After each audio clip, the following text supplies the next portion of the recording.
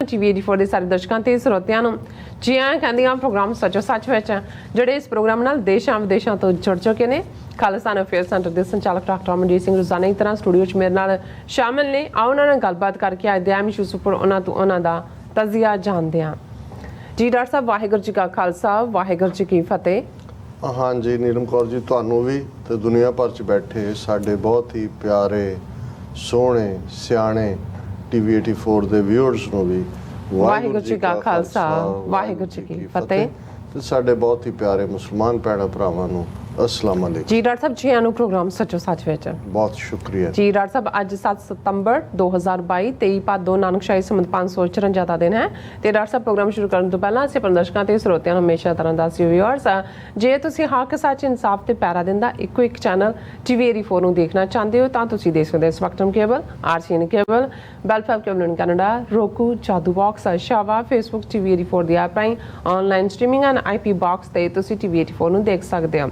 Viewers, ਜੇ ਤੁਸੀਂ TV 84 ਨਾਲ ਜਾਂ ਪ੍ਰੋਗਰਾਮ ਸੱਚੋ ਸੱਚ ਨਾਲ Facebook ਰਾਹੀਂ ਜੁੜੇ ਹੋ ਤਾਂ ਇਸ ਨੂੰ ਵੱਧ ਲਾਈਕ ਕਰੋ ਤੇ ਸ਼ੇਅਰ ਕਰੋ ਅਤੇ ਨਾਲ ਹੀ YouTube ਤੇ ਸਬਸਕ੍ਰਾਈਬ ਵੀ ਕਰੋ। ਇਹ ਵੀ ਦੱਸ ਦਿਓ ਕਿ ਤੁਸੀਂ TV 84 ਦੀ ਐਪ ਨੂੰ ਐਂਡਰੋਇਡ ਐਂਡ ਐਪ ਸਟੋਰ ਤੇ ਡਾਊਨਲੋਡ ਕਰਕੇ ਜੋ TV 84 ਦੀ ਲਾਈਵ ਸਟ੍ਰੀਮ ਹੈ ਇਸ ਨੂੰ ਤੁਸੀਂ 24 ਆਵਰਸ ਦੇਖ ਸਕਦੇ ਹੋ। ਵਿਊਅਰਸ, ਪ੍ਰੋਗਰਾਮ ਦੀ ਸ਼ੁਰੂਆਤ ਕਰਨ ਲੱਗੇ ਹਾਂ ਔਰ ਕਰਾਂਗੇ ਇਸ ਦੇ ਅੱਜ ਦੀ ਸਪਾਂਸਰਸ਼ਿਪ ਦੇ ਹਵਾਲੇ ਨਾਲ ਕਿ ਅੱਜ ਦੇ ਪ੍ਰੋਗਰਾਮ ਸੱਚੋ ਸੱਚ ਨੂੰ ਸਪਾਂਸਰ ਕੀਤਾ ਗਿਆ ਹੈ ਕੈਲੀਫੋਰਨੀਆ ਤੋਂ ਵੀਰ ਅਮਨਦੀਪ ਸਿੰਘ ਜੀ ਹੋਰਾਂ ਵੱਲੋਂ। ਸੋ ਇਹਨਾਂ ਨੇ TV 84 ਦੀ ਸਮੁੱਚੀ ਟੀਮ ਦਾ ਧੰਨਵਾਦ ਕੀਤਾ ਹੈ ਕਿ ਤੁਸੀਂ ਮੀਡੀਆ ਦੇ ਖੇਤਰ ਵਿੱਚ ਚੰਗਾ ਕੰਮ ਕਰ ਰਹੇ ਹੋ ਔਰ ਨੌਜਵਾਨਾਂ ਨੂੰ ਲਾਮਬੰਦ ਕਰਨ ਦਾ ਯਤਨ ਕਰੋ। ਏਜੰਸੀਆਂ ਆਪਣੀ ਜਿਹੜੀ ਖੇਡ ਨੇ ਉਹ ਖੇਡ ਰਹੀਆਂ ਨੇ ਔਰ ਹਾਲਾਤ ਨਾਜ਼ੁਕ ਹਨ। ਨੌਜਵਾਨ ਜਿਹੜੀ ਪੀੜ੍ਹੀ ਭਾਵੁਕ ਵੀ ਹੈ ਅਤੇ ਜੋਸ਼ੀਲੀ ਵੀ ਹੈ। ਸੋ ਇਹ ਨਾ ਹੋਵੇ ਕਿ ਅਸੀਂ ਨੌਜਵਾਨੀ ਦਾ ਨੁਕਸਾਨ ਕਰਾ ਬੈਠੀਏ। ਸੋ ਸੰਭਲ ਕੇ ਚੱਲਣ ਦੀ ਲੋੜ ਹੈ। ਸੋ ਅੱਜ ਦੀ ਸਪਾਂਸਰਸ਼ਿਪ ਲਈ ਅਸੀਂ ਵੀਰ ਅਮਨਦੀਪ ਸਿੰਘ ਜੀ ਹੋਰਾਂ ਦਾ ਤਹਿ ਦਿਲ ਤੋਂ ਧੰਨਵਾਦ ਕਰਦੇ ਹਾਂ ਔਰ ਤੁਹਾਨੂੰ ਵੀ ਅਪੀਲ ਕਰਦੇ ਹਾਂ ਕਿ ਤੁਸੀਂ ਵੀ ਪ੍ਰੋਗਰਾਮ ਸੱਚੋ ਸੱਚ ਨੂੰ ਵੱਧ ਤੋਂ ਵੱਧ ਸਪਾਂਸਰ ਕਰੋ। ਸਪਾਂਸਰਸ਼ਿਪ ਲਈ ਤੁਸੀਂ ਸਾਨੂੰ ਕਾਲ ਕਰ ਸਕਦੇ ਹੋ ਸਾਡੇ ਫੋਨ ਨੰਬਰ ਤੇ 5167619184। ਤੁਸੀਂ ਸਾਨੂੰ ਸੇਮ ਨੰਬਰ ਤੇ WhatsApp ਕਰ ਸਕਦੇ ਹੋ। ਤੁਸੀਂ ਸਾਨੂੰ ਈਮੇਲ ਵੀ ਕਰ ਸਕਦੇ ਹੋ info@tv84.tv ਤੇ।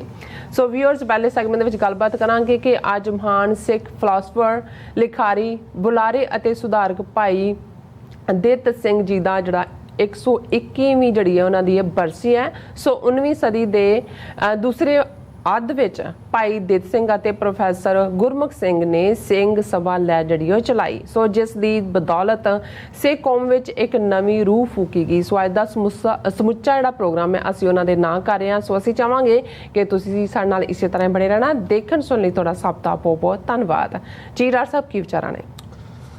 ਦੇਖੋ, ਸਭ ਤੋਂ ਪਹਿਲਾਂ ਤਾਂ ਅੱਜ ਦੇ ਪ੍ਰੋਗਰਾਮ ਨੂੰ ਸਪਾਂਸਰ ਕਰਨ ਲਈ ਕੈਲੀਫੋਰਨੀਆ ਤੋਂ ਵੀਰ ਅਮਨਦੀਪ ਸਿੰਘ ਉਹਨਾਂ ਦਾ ਅਸੀਂ ਸ਼ੁਕਰੀਆ ਅਦਾ ਕਰਦੇ ਹਾਂ। ਅੱਛਾ, ਉਹਨਾਂ ਨੇ ਬਿਲਕੁਲ ਠੀਕ ਕਿਹਾ ਕਿ ਇਸ ਵੇਲੇ ਨੌਜਵਾਨਾਂ ਦੇ ਵਿੱਚ ਵਲਵਲਾ ਹੈ, ਕੁਛ ਕਰਨ ਦੀ ਭਾਵਨਾ ਵੀ ਹੈ, ਪਰ ਅਜੇ ਇਮੈਚੁਰਿਟੀ ਦੀ ਉਮਰ ਹੁੰਦੀ ਹੈ। ਕਿਉਂਕਿ ਜਦੋਂ ਅਸੀਂ ਕੱਲ੍ਹ ਵੀ ਜ਼ਿਕਰ ਕੀਤਾ ਸੀ ਕਿ ਭਾਵਨਾਵਾਂ ਬਹੁਤ ਵੱਡੀ ਮੋਟੀਵੇਸ਼ਨ ਹੁੰਦੀ ਹੈ, ਪਰ ਜੇ ਉਸ ਦੇ ਨਾਲ ਠੀਕ ਡਾਇਰੈਕਸ਼ਨ ਜਾਂ ਠੀਕ ਗਿਆਨ ਨਾ ਮਿਲੇ ਤੇ ਫਿਰ ਭਾਵਨਾਵਾਂ ਕਈ ਵਾਰ ਤੁਹਾਨੂੰ ਗਲਤ ਰਾਹ 'ਤੇ ਵੀ ਤੋਰ ਦਿੰਦੀਆਂ। ਔਰ ਏਜੰਸੀਆਂ ਦਾ ਹਮੇਸ਼ਾ ਇਹ ਯਤਨ ਰਿਹਾ, ਅਸੀਂ 1980 'ਚ 1990 'ਚ ਦੇਖਿਆ। ਹੁਣ ਵੀ ਜਿਹੜਾ ਇੱਕ ਉਭਾਰ ਹੈ ਕਿਸਾਨ ਲਹਿਰ ਤੋਂ ਬਾਅਦ, ਹੋਰ ਵੀ ਅਸੀਂ ਨੌਜਵਾਨੀ ਦੇ ਵਿੱਚ ਇੱਕ ਦਿਲਚਸਪੀ ਦੇਖੀ। ਰੈਫਰੈਂਡਮ 2020 ਦੇ ਚਲਦਿਆਂ ਇੱਕ ਫਿਕਸਡ ਗੋਲ ਵੀ ਹੈ ਕਿ ਕਿਸ ਪਾਸੇ ਵੱਲ ਜਾਣਾ ਹੈ, ਪਰ ਨਾਲ ਦੀ ਨਾਲ ਅਸੀਂ ਦੇਖ ਰਹੇ ਹਾਂ ਕਿ ਬਹੁਤ ਸਾਰੀਆਂ ਡਾਈਵਰਸ਼ਨਸ, ਬਹੁਤ ਸਾਰੀਆਂ ਨੈਗੇਟਿਵਿਟੀਜ਼, ਬਹੁਤ ਸਾਰਾ ਐਸਾ ਕੁਛ ਜਿਹੜਾ ਹੈ ਉਹ ਸੋਸ਼ਲ ਮੀਡੀਆ ਰਾਹੀਂ ਥਰੋ ਕੀਤਾ ਜਾ ਰਿਹਾ ਹੈ। ਕਈ ਵਾਰ ਜਿਹੜੇ ਨੇ ਸਾਡੇ ਕੁਛ ਜਜ਼ਬਾਤੀ ਨੌਜਵਾਨ ਉਸ ਪਾਸੇ ਵੱਲ ਵੀ ਤੁਰ ਪੈਂਦੇ ਨੇ। ਅਸੀਂ ਕੱਲ੍ਹ ਵੀ ਫੋਕਸ ਢੰਗ ਨਾਲ ਗੱਲ ਕਰਦਿਆਂ ਕਿਹਾ ਸੀ ਕਿ ਜਿਵੇਂ ਕਿਸੇ ਜਰਨੈਲ ਨੂੰ ਪੁੱਛਿਆ ਸੀ ਕਿਸੇ ਨੇ ਵੀ ਤੇਰਾ ਕੀ ਸੁਨੇਹਾ ਨੌਜਵਾਨ ਪੀੜ੍ਹੀ ਦੇ ਨਾਂ, ਤੇ ਉਹਨੇ ਅੰਗਰੇਜ਼ੀ 'ਚ ਕਿਹਾ ਸੀ ਕਿ run the race of your life with the eyes fixed on your goal. ਬਿਲਕੁਲ, ਕਿ ਤੁਸੀਂ ਜਿਹੜੀ ਜ਼ਿੰਦਗੀ ਦੀ ਦੌੜ ਦੌੜਨੀ ਹੈ, ਅੱਖਾਂ ਤੁਹਾਡੀਆਂ ਆਪਣੇ ਨਿਸ਼ਾਨੇ 'ਤੇ ਟਿਕੀਆਂ ਹੋਣੀਆਂ ਚਾਹੀਦੀਆਂ ਨੇ।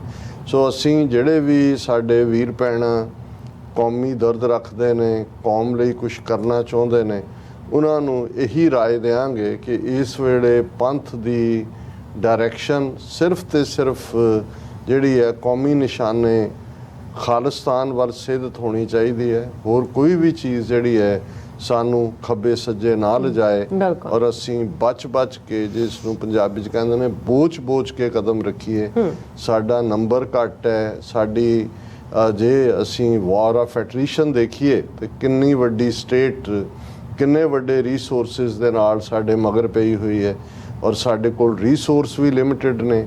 ਉਹੀ ਰੀਸੋਰਸ ਤੁਸੀਂ ਕੌਮੀ ਘਰ ਖਾਲਿਸਤਾਨ ਦੇ ਮੁੱਦੇ ਦੇ ਉੱਤੇ ਫੋਕਸਡ ਇਸਤੇਮਾਲ ਕਰ ਸਕਦੇ ਹੋ ਤੇ ਉਹੀ ਫਿਰ ਖੱਬੇ ਸੱਜੇ ਇੱਕ ਦੂਸਰੇ ਨੂੰ ਨੀਵਾਂ ਦਿਖਾਉਣ ਔਰ ਉਹਦੇ ਚੋਂ ਫਿਰ ਜੋ ਲੜਾਈਆਂ ਨਿਕਲਦੀਆਂ ਨੇ, ਝਗੜੇ ਨਿਕਲਦੇ ਨੇ ਔਰ ਕੁੜੱਤਨ ਤਾਂ ਹੁੰਦੀ ਹੈ। ਈਵਨ ਅਸੀਂ ਇਹਨਾਂ 4 ਦਹਾਕਿਆਂ ਦੇ ਵਿੱਚ ਦੇਖਿਆ ਕਿ ਸਾਡੀ ਕਿੰਨੀ ਐਨਰਜੀ ਗੁਰਦੁਆਰਿਆਂ ਦੇ ਝਗੜਿਆਂ ਦੇ ਵਿੱਚ ਜਿਹੜੀ ਹੈ ਉਹ ਖਤਮ ਹੋਈ, ਖਰਾਬ ਹੋਈ। ਕਿੰਨੇ ਉਤਸ਼ਾਹੀ ਨੌਜਵਾਨ ਜਿਹੜੇ ਨੇ ਉਹ ਬੇਦਲ ਹੋਏ। ਔਰ ਜੇ ਤੁਸੀਂ ਈਵਨ ਗੁਰਦੁਆਰਿਆਂ ਦੇ ਨੈਟਵਰਕ 'ਚ ਵੀ ਦੇਖੋਗੇ ਤੇ ਤੁਹਾਨੂੰ ਇੱਕ ਅੱਧਾ ਬੰਦਾ ਨਜ਼ਰ ਆ ਜਾਏਗਾ ਜਿਹੜਾ ਉਸ ਦੇ ਵਿੱਚ ਫਿੱਟ ਕੀਤਾ ਹੁੰਦਾ ਹੈ, ਜਿਹੜਾ ਟਰਬਲ ਕ੍ਰੀਏਟਰ ਹੁੰਦਾ ਹੈ ਔਰ ਉਹ ਇਸ ਕਿਸਮ ਦੀ ਟਰਬਲ ਕ੍ਰੀਏਟ ਕਰਦਾ ਹੈ ਕਿ ਉਹਦੇ 'ਚ 2 ਧਿਰਾਂ ਦੀ ਹਉਮੈ ਉਹ ਆਪਣੇ ਟਕਰਾਅ ਵੱਲ ਆਉਂਦੀ ਹੈ ਔਰ ਅਲਟੀਮੇਟਲੀ ਜਦੋਂ ਅਦਾਲਤਾਂ ਦੇ ਵਿੱਚ ਜਾ ਕੇ ਇਹ ਝਗੜੇ ਮੁੱਕਦੇ ਨੇ ਤਾਂ ਫਿਰ ਕਿਸੇ ਹੋਰ ਪਾਸੇ ਲਈ ਤੁਹਾਡੇ ਕੋਲ ਸਾਧਨ ਨਹੀਂ ਬਚਦੇ। ਵਕੀਲਾਂ ਦੀਆਂ ਮੋਟੀਆਂ ਫੀਸਾਂ ਔਰ 24 ਘੰਟੇ ਦੇ ਨੋਟਿਸ ਤੇ ਲੱਖ ਡਾਲਰ ਜਮ੍ਹਾਂ ਕਰਵਾਉਣ ਲਈ ਫਿਰ ਕਿਸ ਹੱਦ ਤੱਕ ਜਾ ਕੇ, ਔਰ ਉਹਦਾ ਮਤਲਬ ਇਹ ਹੁੰਦਾ ਹੈ ਕਿ ਤੁਹਾਡਾ ਵਕਤ ਵੀ ਉੱਥੇ ਜ਼ਾਇਆ ਹੋਇਆ ਔਰ ਅਲਟੀਮੇਟਲੀ ਤੁਹਾਡੇ ਸਾਧਨ ਵੀ ਕਿਸੇ ਹੋਰ ਪਾਸੇ ਨਹੀਂ ਲੱਗ ਸਕੇ। ਔਰ ਵੀਰ ਅਮਨਦੀਪ ਸਿੰਘ ਹੋਰਾਂ ਨੇ ਬਿਲਕੁਲ ਠੀਕ ਕਿਹਾ ਕਿ ਨੌਜਵਾਨਾਂ ਨੂੰ ਲਾਮਬੱਧ ਕਰਨ ਦੀ ਲੋੜ ਹੈ। ਇਹ ਠੀਕ ਹੈ, ਸਾਡਾ ਸਫ਼ਰ ਐਜ਼ ਏ ਐਕਟਿਵਿਸਟ ਵੀ ਹੈ, ਸਾਡਾ ਸਫ਼ਰ ਐਜ਼ ਏ ਮੀਡੀਆ ਪਰਸਨ ਵੀ ਹੈ। ਮੀਡੀਆ ਇਸ ਲਈ ਨਹੀਂ ਕਿ ਅਸੀਂ ਕੋਈ ਜਰਨਲਿਜ਼ਮ ਦੇ ਐਥਿਕਸ ਦੀ ਕੋਈ ਸਹੁੰ ਚੁੱਕੀ ਹੋਈ ਹੈ, ਪਰ ਅਸੀਂ ਇਹ ਮਹਿਸੂਸ ਕੀਤਾ ਐਜ਼ ਏ ਐਕਟਿਵਿਸਟ ਵੀ ਕਿ ਜਿਸ ਕਿਸਮ ਦਾ ਨੈਰੇਟਿਵ ਭਾਰਤੀ ਮੀਡੀਆ ਵੱਲੋਂ ਭਾਰਤ ਦੇ ਸਾਰੇ ਜਿੰਨੇ ਵੀ ਉਹਨਾਂ ਦੇ ਕੋਲ ਸਾਧਨ ਨੇ ਉਹਨਾਂ ਨੇ ਝੋਕੇ ਹੋਏ ਨੇ, ਉਸ ਦਾ ਜਵਾਬ ਦੇਣ ਦੇ ਲਈ ਇੱਕ ਐਕਟਿਵਿਸਟ ਦੇ ਨਾਲ ਸਾਨੂੰ ਮੀਡੀਆ ਦੇ ਵਿੱਚ ਵੀ ਆਪਣਾ ਰੋਲ ਅਦਾ ਕਰਨਾ ਹੋਏਗਾ। ਔਰ ਇਸ ਚੋਂ ਹੀ ਬੇਸ਼ੱਕ ਪਹਿਲਾਂ ਪ੍ਰਿੰਟ ਮੀਡੀਆ, ਜਿਹੜਾ ਮੈਂ ਅਕਸਰ ਦੁਹਰਾਉਂਦਾ ਕਿਉਂਕਿ ਬਹੁਤ ਵਾਰ ਨਵੇਂ ਵਿਊਅਰਸ ਜੁੜਦੇ ਨੇ ਔਰ ਉਹਨਾਂ ਨੂੰ ਵੀ ਇਹ ਪਤਾ ਹੋਣਾ ਚਾਹੀਦਾ ਕਿ ਆਲ ਆਫ ਏ ਸਡਨ ਇਹ ਨਹੀਂ ਹੈ ਵੀ ਅਸੀਂ ਬੈਠ ਕੇ ਇੱਥੇ ਗੱਲਾਂ ਕਰ ਰਹੇ ਹਾਂ। ਇਹ ਸਾਰੇ ਦੇ ਪਿੱਛੇ ਲਗਭਗ 35 ਵਰ੍ਹਿਆਂ ਦਾ ਸਫ਼ਰ ਹੈ। ਔਰ ਅੱਜ ਵੀ ਜਦੋਂ ਟੋਰਾਂਟੋ ਤੋਂ ਅੱਜ ਦੀ ਆਵਾਜ਼ ਰੇਡੀਓ ਪ੍ਰੋਗਰਾਮ ਦੇ ਉੱਤੇ ਭਾਈ ਸੁਖਦੇਵ ਸਿੰਘ ਕਹਿ ਰਹੇ ਸੀ ਕਿ ਜੀ 26 ਸਾਲ ਤੋਂ ਅੱਜ ਦੀ ਆਵਾਜ਼ ਪ੍ਰੋਗਰਾਮ ਦੇ ਵਿੱਚ ਡਾਕਟਰ ਸਾਹਿਬ ਆਉਂਦੇ ਨੇ, ਤਾਂ ਮੈਂ ਵੀ ਪਿੱਛੇ ਮੁੜ ਕੇ ਦੇਖ ਰਿਹਾ ਸੀ ਕਿ 26 ਸਾਲ ਤਾਂ ਇਵੇਂ ਬੀਤ ਗਏ ਜਿਵੇਂ 26 ਮਿੰਟ ਹੁੰਦੇ ਨੇ। ਲੇਕਿਨ ਇਹ ਵੀ ਇੱਕ ਆਪਣੇ ਆਪ ਦੇ ਵਿੱਚ ਜਦੋਂ ਤੁਸੀਂ ਠੀਕ ਸਿੱਧਤ ਤੁਰ ਰਹੇ ਹੁੰਦੇ ਹੋ ਤੇ ਫਿਰ ਵਕਤ ਵੀ ਤੁਹਾਨੂੰ ਬੌਦਰ ਨਹੀਂ ਕਰਦਾ, ਕੋਈ ਹੋਰ ਚੀਜ਼ ਵੀ ਤੁਹਾਨੂੰ ਬੌਦਰ ਨਹੀਂ ਕਰਦੀ। ਔਰ ਜੇ ਜਿਵੇਂ ਟੋਰਾਂਟੋ ਫੇਰੀ ਦੇ ਦੌਰਾਨ ਇੱਕ ਵੀਰ ਨੇ ਪੁੱਛਿਆ ਸੀ ਕਿ ਕੀ ਤੁਹਾਨੂੰ ਕਦੇ ਕੋਈ ਰਿਗਰੈਟ ਤਾਂ ਨਹੀਂ ਹੁੰਦਾ ਕਿ ਤੁਸੀਂ ਭਰ ਜਵਾਨੀ ਦੇ ਵਿੱਚ ਇਸ ਰਸਤੇ ਨੂੰ ਚੁਣਿਆ, ਆਪਣਾ ਪਰਿਵਾਰ, ਕਰੀਅਰ ਸਭ ਕੁਝ ਛੱਡ ਕੇ? ਤੇ ਮੈਂ ਕਿਹਾ ਨਹੀਂ, ਜੇ ਮੈਨੂੰ ਵਾਪਸ ਮੈਂ ਜਿਵੇਂ ਉਹ ਟਾਈਮ ਕੈਪਸੂਲ ਜਾਂ ਟਾਈਮ ਜ਼ੋਨ 'ਚ ਮੈਨੂੰ ਵਾਪਸ ਵਕਤ ਭੇਜ ਦੇ ਜਾਂ ਅਕਾਲ ਪੁਰਖ ਭੇਜ ਦੇ ਤੇ ਮੈਂ ਉਵੇਂ ਹੀ ਜਿਹੜਾ ਉਹੀ ਕੁਛ ਕਰਾਂਗਾ ਜੋ ਮੈਂ 35 ਜਾਂ 40 ਸਾਲ ਪਹਿਲਾਂ ਕਰਨ ਦਾ ਫੈਸਲਾ ਲਿਆ ਸੀ। ਸੋ ਅਸੀਂ ਸਮਝਦੇ ਹਾਂ ਕਿ ਇਹ ਸਾਰੇ 'ਚੋਂ ਹੀ ਇੱਥੇ ਵੀ ਪ੍ਰਿੰਟ ਮੀਡੀਆ ਦੇ ਰੋਲ ਨੂੰ ਦੇਖਦੇ ਹਾਂ। ਚੜ੍ਹਦੀ ਕਲਾ ਇੰਟਰਨੈਸ਼ਨਲ, ਜਿਸ ਨੂੰ ਲਗਭਗ ਕੁਆਟਰ ਆਫ ਏ ਸੈਂਚੁਰੀ ਮੈਂ ਉਸ ਦੇ ਜਿਹੜਾ ਚੀਫ ਐਡੀਟੋਰੀਅਲ ਬੋਰਡ ਦੇ ਹੁੰਦੇ ਆ, ਐਡੀਟੋਰੀਅਲ ਲਿਖੇ, ਖਾਲਿਸਤਾਨ ਕਾਲਿੰਗ ਕਾਲਮ ਉਸ ਦਾ ਹਿੱਸਾ ਸੀ। ਕੋਵਿਡ ਦੇ ਦੌਰਾਨ ਪ੍ਰਿੰਟ ਐਡੀਸ਼ਨ ਬੰਦ ਹੋਇਆ ਔਰ ਸਾਨੂੰ ਵੀ ਜਿਹੜਾ ਅਸੀਂ ਵੀ ਉਸ ਸੇਵਾ ਤੋਂ ਮੁਕਤ ਹੋਏ। ਪਰ ਇਨ ਦਾ ਮੀਨ ਟਾਈਮ ਜਿਵੇਂ ਰੇਡੀਓ ਵੇਵਸ ਰਾਹੀਂ, ਉਹ ਬੇਸ਼ੱਕ ਅਣਖੀਲਾ ਪੰਜਾਬ ਰੇਡੀਓ ਸੀ ਜਾਂ ਅੱਜ ਦੀ ਆਵਾਜ਼ ਹੈ ਪੰਜਾਬ ਰੇਡੀਓ ਯੂਕੇ ਦੇ ਵਿੱਚ, ਔਰ ਹੋਰ ਕਿੰਨੇ ਹੀ ਰੇਡੀਓਜ਼ ਜਿਹੜੇ ਵਕਤਨ ਬਾ ਵਕਤਨ ਸੰਤੋਖ ਸਿੰਘ ਗਿੱਲ ਉੱਥੋਂ ਸਰੀ ਤੋਂ ਹਸਤਾ ਪੰਜਾਬ ਚਲਾਉਂਦੇ ਸੀ, ਉਹਦੇ ਤੇ ਵੀ ਸਾਡਾ ਲਗਾਤਾਰਤਾ ਨਾਲ ਹੋਣਾ ਸੀ। ਪਰ ਫਿਰ ਅਸੀਂ ਇਹ ਮਹਿਸੂਸ ਕੀਤਾ ਕਿ ਇਲੈਕਟ੍ਰੋਨਿਕ ਮੀਡੀਆ, ਖਾਸ ਤੌਰ ਤੇ ਜਦੋਂ ਇੰਡੀਅਨ ਸਿਸਟਮ ਨੇ ZTV, ਐਲਫਾ ਔਰ ਪਤਾ ਨਹੀਂ ਕਿੰਨੇ ਚੈਨਲ, ਸਹਾਰਾ 1, ਸਹਾਰਾ 2, ਇੱਥੇ ਵੀ ਸਾਡੇ ਜਿੱਥੋਂ ਸਾਡਾ ਚੈਨਲ ਬੀਮ ਹੁੰਦਾ, ਸਹਾਰਾ 1, ਸਹਾਰਾ 2 ਬੀਮ ਹੁੰਦੇ ਰਹੇ ਨੇ। ਔਰ ਉਸ ਪੀਰੀਅਡ ਦੇ ਵਿੱਚ ਫਿਰ ਪੰਥ ਦਰਦੀਆਂ ਦੇ ਨਾਲ ਬੈਠ ਕੇ ਅਸੀਂ ਬੇਸ਼ੱਕ ਇੱਕ ਬਿਗ ਬਜਟ ਪ੍ਰੋਜੈਕਟ ਸੀ, ਮੈਂ ਪਹਿਲਾਂ ਵੀ ਇਹ ਕਿਹਾ ਸੀ ਕਿ ਗੁਰੂ ਦੀ ਵਡਿਆਈ ਹੈ, ਗੁਰੂ ਦੀ ਬਖਸ਼ਿਸ਼ ਹੈ ਕਿ ਅਸੀਂ ਫਕੀਰਾਂ ਵਾਂਗ ਆਏ ਉਸ ਫੀਲਡ ਦੇ ਵਿੱਚ ਜਿੱਥੇ ਮਿਲੀਅਨਸ ਤੋਂ ਗੱਲ ਸ਼ੁਰੂ ਹੁੰਦੀ ਹੈ, ਮਿਲੀਅਨਸ ਦੀਆਂ ਸੌਦੇਬਾਜ਼ੀਆਂ ਹੁੰਦੀਆਂ ਨੇ, ਮਿਲੀਅਨਸ ਉਸ ਨੂੰ ਖੜਾ ਰੱਖਣ ਲਈ ਆਉਂਦੇ ਨੇ। ਕਿੰਨੇ ਆਏ ਚਲੇ ਗਏ, ਲੇਕਿਨ ਅਸੀਂ ਕਿਉਂਕਿ ਜਦੋਂ ਖਾਲਿਸਤਾਨ ਦੀ ਡੈਕਲੇਰੇਸ਼ਨ ਹੋਈ 29 ਅਪ੍ਰੈਲ 1986 ਨੂੰ, ਤੇ ਉਹਦੇ 'ਚ ਇੱਕ ਬੜਾ ਖੂਬਸੂਰਤ ਜੁਮਲਾ ਸੀ ਉਸ ਡਾਕੂਮੈਂਟ ਜਿਹੜਾ ਡੈਕਲੇਰੇਸ਼ਨ ਦਾ ਸੀ ਕਿ ਸਿੱਖ ਸੰਗਤਾਂ ਦੇ ਘਰ ਹੀ ਸਾਡੇ ਕਿਲੇ ਹਨ। ਹੁਣ ਇਹ ਬੜਾ ਮਹੱਤਵਪੂਰਨ ਸੀ, ਬੜਾ ਅਹਿਮ ਸੀ, ਕਿਉਂਕਿ ਜੁਝਾਰੂ ਸਿੰਘ ਜਿਹੜੇ ਜੂਝ ਰਹੇ ਸੀ ਉਹਨਾਂ ਦੇ ਕੋਲ ਜਦੋਂ ਅਸੀਂ ਅਨੰਦਪੁਰ ਦੀ ਜੰਗ ਤੋਂ ਲੈ ਕੇ ਸਿੱਖ ਰਾਜ ਵੇਲੇ ਦੇਖਦੇ ਹਾਂ ਕਿਲੇ ਸੀ। ਹੁਣ ਇੱਥੇ ਤਾਂ ਅਸੀਂ ਓਪਨ ਦੇ ਵਿੱਚ ਹੀ ਲੜ ਰਹੇ ਸੀ, ਔਰ ਇਹ ਹਦਾਇਤ ਕੀਤੀ ਗਈ ਸੀ ਉਸ ਡੈਕਲੇਰੇਸ਼ਨ ਸਿੱਖਾਂ ਨੂੰ ਕਿ ਭਾਈ ਜਿਹੜੇ ਇਸ ਕਾਜ਼ ਲਈ ਲੜ ਰਹੇ ਨੇ ਉਹਨਾਂ ਦੀ ਮਦਦ ਤੇ ਆਓ, ਕਿਉਂਕਿ ਤੁਹਾਡੇ ਘਰ ਹੀ ਸਿੰਘਾਂ ਦੇ ਕਿਲੇ ਨੇ। ਔਰ ਸੱਚਮੁੱਚ ਜੇ ਅਸੀਂ 10 ਸਾਲ ਦੀ ਸਟਰਗਲ ਦੇਖੀਏ, ਜਿਵੇਂ ਲੋਕਾਂ ਨੂੰ ਇਹ ਪਤਾ ਵੀ ਹੁੰਦਾ ਸੀ ਕਿ ਉਹਨਾਂ ਨਾਲ ਕੱਲ ਨੂੰ ਕੀ ਵਾਪਰੇਗਾ, ਪਰ ਉਹਨਾਂ ਨੂੰ ਚਾਹ ਚੜ ਜਾਂਦਾ ਸੀ। ਕਈ ਵਾਰ ਬੀਬੀਆਂ ਅੱਧੀ ਰਾਤ ਜਦੋਂ ਸਿੰਘਾਂ ਨੇ ਘਰਾਂ 'ਚ ਆਉਣਾ ਔਰ ਉਹਨਾਂ ਨੇ ਬੀਬੀਆਂ ਨੇ ਕਹਿਣਾ ਕਿ ਭਾਈ ਮੇਰੇ ਪੁੱਤਰੋ ਤੁਸੀਂ ਭੁੱਖੇ ਹੋਵੋਗੇ, ਔਰ ਅੱਧੀ ਰਾਤ ਨੂੰ ਪ੍ਰਸ਼ਾਦੇ ਵੀ ਸੱਜ ਰਹੇ ਨੇ, ਫਿਰ ਇਹ ਹੋਣਾ ਵੀ ਪਤਾ ਨਹੀਂ ਕਿੰਨੇ ਮੀਲ ਤੁਸੀਂ ਤੁਰ ਕੇ ਕਿਹੜੇ ਪਾਸਿਓਂ ਆਏ ਹੋ, ਦੁੱਧ ਵੀ ਤੁਹਾਨੂੰ ਗਰਮ ਗਰਮ ਅਸੀਂ ਦਿਆਂਗੇ। ਸੋ ਉਦੋਂ ਵੀ ਅਸੀਂ ਸਮਝਦੇ ਸੀ ਕਿ ਭਾਈ ਜੇ ਸਟਰਗਲ ਰਹੀ ਤੇ ਉਹ ਜਿਹੜੇ ਕਿਲੇ ਸੀ, ਔਰ ਬਾਅਦ ਦੇ ਵਿੱਚ ਹਕੂਮਤੀ ਨਿਜ਼ਾਮ ਨੇ ਔਰ ਉਹਨਾਂ ਦੀਆਂ ਕਾਲੀਆਂ ਬਿੱਲੀਆਂ ਨੇ, ਉਹਨਾਂ ਦੇ ਜਿਹੜੇ ਥਰਡ ਏਜੰਸੀ ਦੀ ਜਿਹੜੀ ਖੇਡ ਸੀ, ਉਹਨਾਂ ਨੇ ਸਾਡੇ ਉਸ ਉਹਨਾਂ ਕਿਲਿਆਂ ਨੂੰ ਜਿਹੜਾ ਉਹ ਧਰਾਸ਼ਾਹੀ ਕੀਤਾ। ਇਹ ਨਹੀਂ ਵੀ ਘਰ ਢਾਹ ਕੇ, ਜਿੱਥੇ ਲੋੜ ਪਈ ਘਰ ਵੀ ਢਾਏ, ਪਰ ਉਹਨਾਂ ਨੇ ਜਿਵੇਂ ਫਿਰ ਆਪਣੀਆਂ ਕਾਲੀਆਂ ਬਿੱਲੀਆਂ ਜਿਹੜੇ ਖਾਲਸਾਈ ਬਾਣਿਆਂ ਦੇ ਵਿੱਚ ਲੋਕਾਂ ਦੇ ਘਰਾਂ 'ਚ ਭੇਜ ਕੇ ਬਦਫੈਲੀਆਂ ਕਰਵਾਈਆਂ। ਪਹਿਲਾਂ ਰਾਤ ਉਹਨਾਂ ਨੇ ਸਿੰਘਾਂ ਦੇ ਪੇਕ 'ਚ ਆ ਕੇ ਖਾਣਾ ਖਾ ਜਾਣਾ, ਸਵੇਰ ਵੇਲੇ ਆ ਕੇ ਉਹਨਾਂ ਨੇ ਛਾਪਾ ਮਾਰਨਾ ਕਿ ਜੀ ਰਾਤ ਤੁਸੀਂ ਉਹਨਾਂ ਨੂੰ ਪਨਾਹ ਦਿੱਤੀ ਹੈ।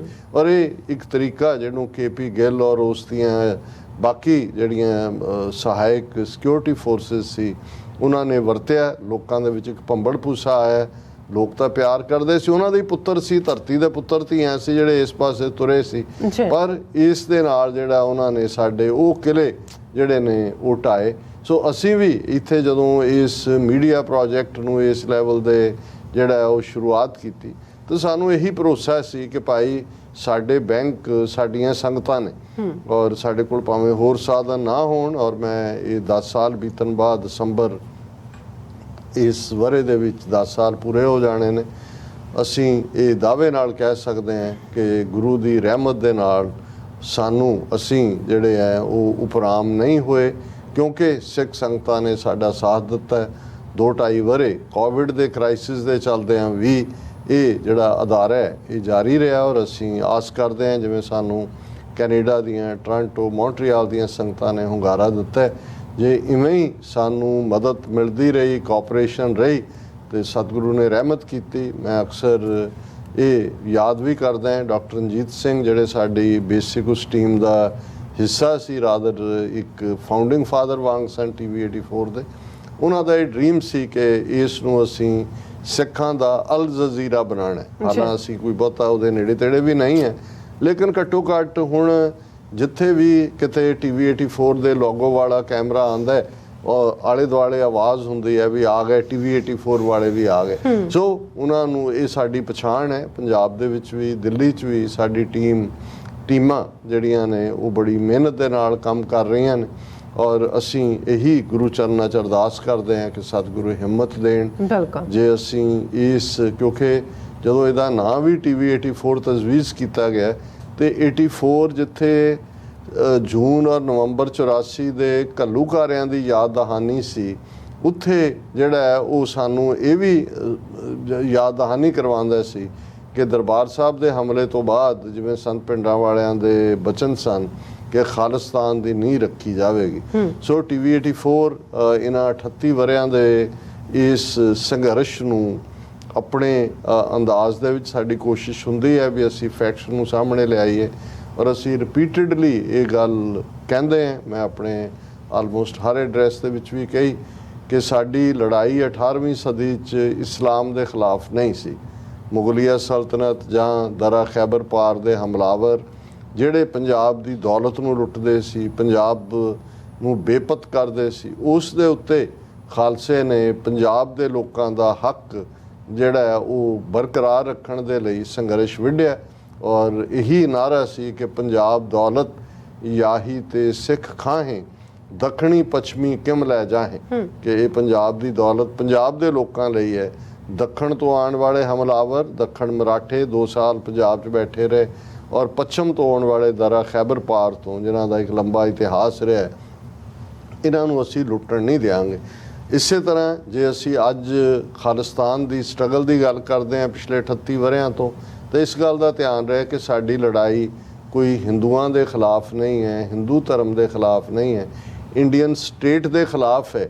ਜਿਹੜੀ ਸਟੇਟ ਹਿੰਦੂਤਵਾ ਦੀ ਆਈਡੀਓਲੋਜੀ ਨੂੰ ਲਾਗੂ ਕਰਨਾ ਚਾਹੁੰਦੀ ਹੈ, ਜਿਸ ਨੇ ਸਾਡੇ ਹੋਮਲੈਂਡ, ਸਾਡੇ ਫਾਦਰਲੈਂਡ, ਸਾਡੇ ਮਦਰਲੈਂਡ ਪੰਜਾਬ ਨੂੰ ਆਕੂਪਾਈ ਕੀਤਾ ਹੋਇਆ, ਅਸੀਂ ਇਸ ਹਿੰਦੂਤਵੀ ਦਿੱਲੀ ਸਟੇਟ ਤੋਂ ਆਪਣੇ ਇਸ ਹੋਮਲੈਂਡ ਨੂੰ ਲਿਬਰੇਟ ਕਰਵਾਉਣਾ ਹੈ। ਔਰ ਇਹੀ ਸਾਡੀ ਖਾਲਿਸਤਾਨ ਦੀ ਸਟਰਗਲ ਹੈ, ਦਰਿਆਏ ਜਮਨਾ ਤੋਂ ਵਾਘਾ ਤੱਕ ਇੰਡੀਪੈਂਡੈਂਟ ਸੋਵਰਨ ਨੇਸ਼ਨ ਖਾਲਿਸਤਾਨ। ਸੋ ਵੀਰ ਅਮਨਦੀਪ ਸਿੰਘ ਜੀ ਦਾ ਬਹੁਤ ਬਹੁਤ ਸ਼ੁਕਰੀਆ।